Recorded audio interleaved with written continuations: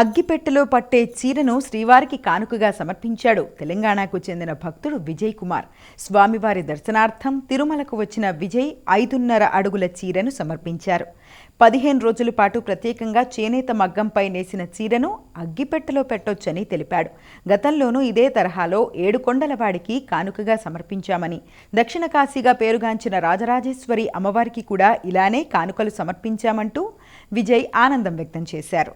నా పేరు నల్ల విజయ్. నేను సిరిసిల్ల చేనేత కళాకారుని. గతంలో మా నాన్నగారు నల్ల పరంధాములు గారు మొట్టమొదటిసారిగా అగ్గిపెట్టెలో ఇమిడిపోయే పట్టు చీరను నేసి సిరిసిల్ల ఖ్యాతిని ప్రపంచానికి చాటి చెప్పడం జరిగింది. ప్రతి ఏడాది 2 ఏళ్లకోసారి దక్షిణ కాశీ వేములవాడ రాజరాజేశ్వర స్వామికి మరియు తిరుమల తిరుపతి దేవస్థాన స్వామివారికి అందించడం జరుగుతుంది.